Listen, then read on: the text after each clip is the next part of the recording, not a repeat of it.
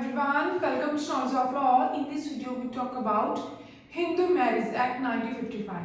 Guys, Hindu Marriage Act में अब तक हमने सेक्शन 1 से लेके सेक्शन 26 तक आपके साथ डिस्कस किया है one by one. In this video, we talk about section 27, section 28 and section 28A.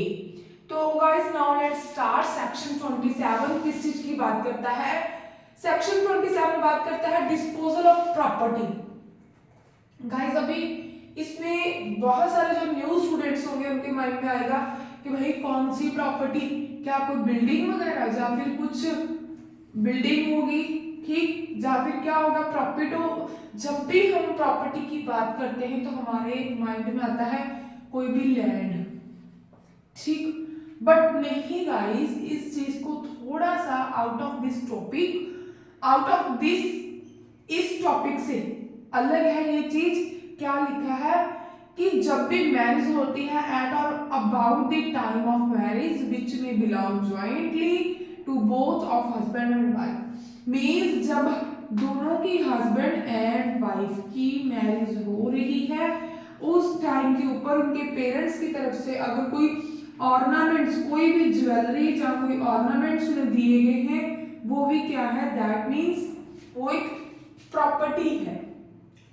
Means at the time of marriage जब भी कोई डिक्री, गाइस, जब भी कोई भी प्रोसीडिंग चल रही है, वो सेटलमेंट हो रही है, तो उसमें प्रॉपर्टी का भी साथ में पूछा जाता है कि हाँ भाई आपने शादी में क्या लिया था, क्या दिया था, आपकी सेटलमेंट होगी है मोस्टली मैट्रिमोनियल केसेस में.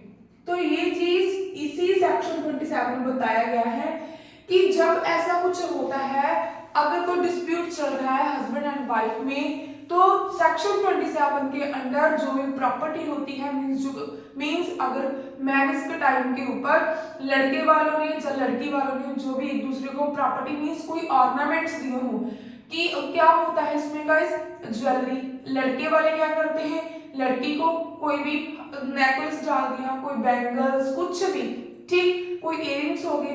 फिर लड़की वाले क्या करते हैं, लड़के की फैमिली को, ठीक, उसकी फैमिली को क्या करते हैं, रिंग वगैरह, चेन वगैरह, जा उसकी मदर इन लॉ को, फादर इन लॉ को, जा उसकी ननद वगैरह को, ठीक. मतलब इसमें यही चीज है कि जो भी अगर उनका कोई डिस्प्यूट सॉर्ट आउट हो रहा है, तो गाइस जब वो डिस्प्यूट सॉर्ट आउट होता है, मोस्टली क्या होता है कि जब प्रोसीडिंग चल रही है, ठीक, अगर उनको लगता है कि भाई हमारी सेटलमेंट हो रही है, ठीक, परमानेंट एलिमेंट सेट हो रही है, या फिर कोई भी उनका परमानेंट एलिमेंट सेट हो रही है, तो गाइस 13 में वो फिर फाइल करते हैं डिवोर्स के लिए. तभी जो उनकी टू कंडीशन होती है, फर्स्ट मोशन, सेकंड मोशन, दो बार स्टेटमेंट होती है, उसी में क्या होता है उनकी सेटलमेंट हो जाती है. तो क्या क्या उनका लेन देन है गाइस, तभी वो खत्म हो जाता है, ठीक. इस एक बार थोड़ी सी बेयर लैंग्वेज को आपके साथ डिस्कस कर देती हूँ. Section 27 disposal of property in any proceeding under this act, the court may make such provision in the decree as it deems just and proper with respect to any property presented at or about the time of marriage which may belong jointly to both the husband and wife. वो property दोनों को belong करती है, husband and wife को. उसका क्या होता है, डिस्पोज ऑफ हो जाता है. डिस्पोजल डिस्प्यूट ही उसका क्या होता है, खत्म हो जाता है कि भाई जो अगर आप हस्बैंड वाइफ दोनों अलग अलग हो रहे हो, तो अब जो प्रॉपर्टी है वो भी खत्म करो. हस्बैंड कई बार क्या बोलता है कि हस्बैंड की साइड से बोलते हैं कि जो हमने डाले हैं ऑर्नामेंट्स ये वापस कर दे, और जो लड़की वालों ने डाले हैं हमें हम वापस कर देते हैं. इतना ही है सेक्शन 27 में. तो सेक्शन 28 में अब बात करते हैं अपील की, appeal from decree and order की. तो गाइस जो हमारा सेक्शन 28 है, इसमें हमारे 4 सबसेक्शन है, सबसेक्शन 1, 2, 3 एंड 4.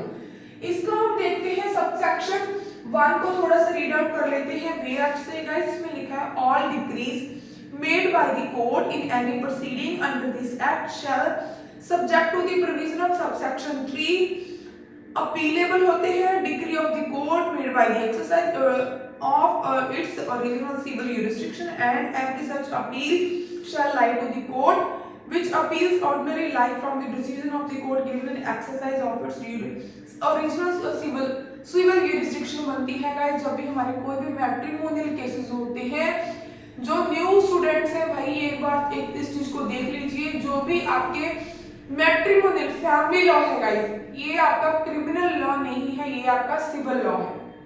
इसके ऊपर जो भी हमारे एप्लीकेबल होंगे, ठीक है, वो प्रोसीजर कौन सा होगा, सिविल प्रोसीजर कोड का, सिविल कोड का, ठीक। तो गाइस इसमें एक चीज और है कि जो भी हमारे ऑर्डर होंगे इस एक्ट के अंडर, हिंदू मैरिज एक्ट के अंडर, उसके ऊपर हम डिक्री और ऑर्डर्स की अपील कर सकते हैं। अब देखते हैं सबसेक्शन 2 क्या बोलता है भाई। सबसेक्शन 2 में यही बोला गया है कि जो हमारे इंटरिम ऑर्डर होंगे, ठीक, मान लो कोर्ट ने कोई भी है वो इंटरिम ऑर्डर कर दिया, उस पर अपील नहीं कर सकते, ठीक। इसको थोड़ा सा बेयर लैंग्वेज आपके साथ शेयर कर देती हूँ।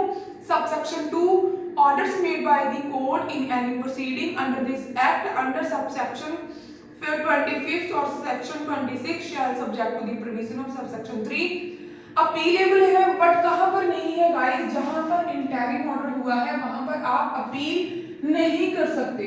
अब अपील किस चीज की करोगे, किसी भी डिक्री की या फिर किसी ऑर्डर की, ठीक। बट अगर आपका इंटरिम ऑर्डर है वहां पर आप अपील नहीं कर सकते। सबसेक्शन 3 क्या बोल रहा है कि अगर कोई भी कॉस्ट पड़ी है आपको, ठीक, चाहे वो हस्बैंड को है चाहे वाइफ को है, मींस जिसने भी पिटीशन लगाई है, जो पिटीशन लगाता है, चाहे वो हस्बैंड हो वाइफ हो, चाहे वो पिटीशनर हो चाहे वो रिस्पोंडेंट हो, ठीक, उसमें क्या होता है कि जिसको भी कॉस्ट पड़ी है कोर्ट की तरफ से, मींस एक फाइन, उसके ऊपर आप क्या है अपील नहीं कर सकते। जो भी आपको अपील करनी है कितने डे के अंदर करनी होती है, वैलिड टाइम क्या होता है गाइस, 90 डेज का टाइम होता है, ठीक, ये टाइम है वैलिड टाइम। 90 डेज के अंदर अगर आपका कोई भी, चाहे आपका डिग्री है ऑर्डर है, आप उसकी अपील कर सकते हो ओनली 90 डेज के अंदर। अगर मान लो 90 डेज कंप्लीट हो चुके हैं तो भाई तब हम क्या करेंगे गाइस, हमारा लिमिटेशन एक्ट का सेक्शन 5, लिमिटेशन एक्ट है, ठीक, लिमिटेशन एक्ट का सेक्शन 5 कंडोनेशन ऑफ डिले की एप्लीकेशन लगेगी। वो भी ये नहीं कि आप 4 साल बाद आ रहे हो, 10 साल बाद आ रहे हो, ये नहीं। अगर 90 डेज है तो ठीक है, आपके 15 दिन 20 दिन मैक्सिमम 30 डेज, ठीक, या 2 मंथ, वो क्या है कोर्ट के ऊपर ये डिक्शनरी पावर है कि कोर्ट अगर उस चीज को सेटिस्फाइड होती है तो आपकी जो कंडोन की एप्लीकेशन है वो एक्सेप्ट करेगी, ठीक।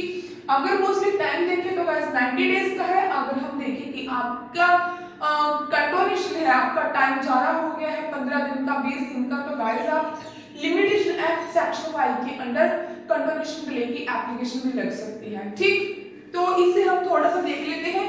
सेक्शन 28 क्या बोलता है, enforcement of decrease and orders, जो भी हमारे कोर्ट की तरफ से ऑर्डर एंड डिक्रीज होते हैं क्या वो इन्फोर्समेंट होते हैं, तो गाइस यस, वो इन्फोर्समेंट होते हैं। जैसे मान लो कि किसी भी लेडी ने, यहीं पर आपको समझा देती हूँ इन्फोर्समेंट कैसे होते हैं। मान लो किसी लेडी ने क्या है 125 के अंदर मेंटेनेंस का खर्चा डाला, मेंटेनेंस का सूट फाइल किया, केस फाइल किया, ठीक, किसी भी लेडी ने, तो यहाँ पर क्या है उसे मेंटेनेंस लग गया, कितना लगा मंथली, मान लो 500,000 रुपए पर मंथ लग गया।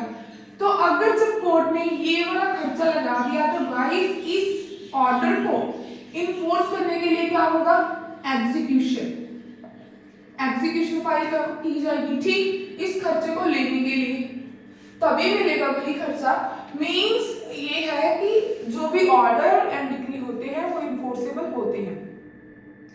थोड़ा सा मैं आपके साथ बेयर लैंग्वेज कर देती हूँ। All decrease and orders made by the court in any proceeding under this act shall be enforced in the like manner as a decree and order of the court made in exercise of original civil jurisdiction for the time being and enforced। जो भी आपकी ये guys civil matter में ही जाएगा, ठीक, आप इतना ध्यान में रखो जो भी हमारा हिंदू लॉ है, ठीक, इसमें अगर आप कोई भी रेमेडी करते हो तो गाइस उस पर जो भी प्रोसीजर है वो सीपीसी का ही एप्लीकेबल होगा, ठीक। एंड सेकंड बात ये है कि अगर कोई भी ऑर्डर होता है गाइस वो इन्फोर्सेबल है, ठीक। अगर आपको वीडियो अच्छी लगे तो लाइक कीजिए, शेयर कीजिए, चैनल को सब्सक्राइब कीजिए। Thanks for watching.